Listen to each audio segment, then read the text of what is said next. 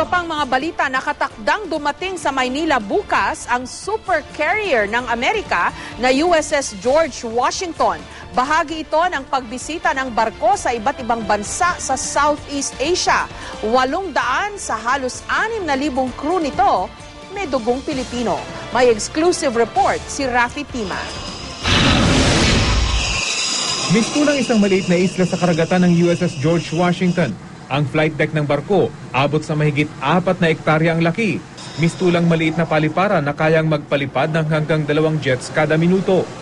Huling bumisita ang super carrier sa Pilipinas noong 2009.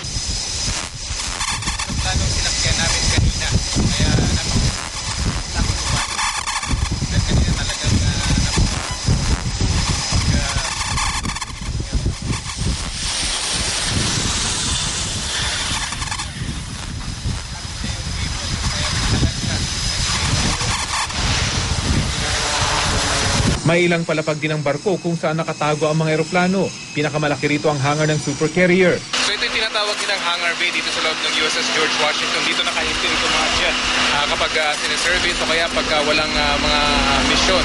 At dito lang sila nakapark para naman naligtas sila sa elemento kapag umulan o bumabagyo ay dito lamang sila naka-anchor.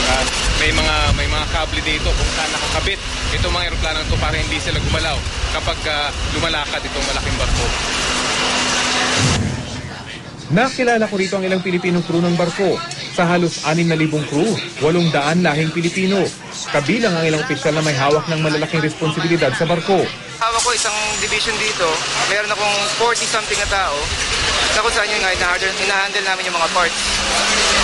Paano pa kasi ito nila sa'yo bilang Pilipino? Ay, actually, ma-pride dito mga Pilipino kasi proud ang mga Pilipino dito. Alam nila na pag Pilipino, hard worker, saka pulido magtrabaho. Ang head culinary specialist ng barko, proud na nagluluto ng mga Filipino dish tulad ng adobo na regular na raw kasama sa kanilang menu. We're really proud because we're representing our heritage here, the Filipinos, here in the United States Navy, and it's very exciting, challenging. Ang tinatawag na handler ng flight deck isa ring Pilipino. Responsable siya sa pagpapalipad, paglanding at pagpark ng mga mamahaling eroplano na sakay ng barko. Ayon sa commanding officer ng USS George Washington, malaking bagay ang nagagawa ng mga crew na may lahing Pinoy para maayos na makapaglayag ang kanilang barko. Hopefully on your travels, particularly on the flight deck, but throughout the rest of the ship, you saw how these teams of people come together and keep this great machine going. So it's really my hats off to them for making this ship what it is. Mula sa Maynila, nakatakdang maglayag ang barko sa iba pang kalapit na bansa, bahagi ng pagpapaigting ng Amerika sa kanilang pagpaparamdam sa rehiyon. Rafi Tima, GMA News.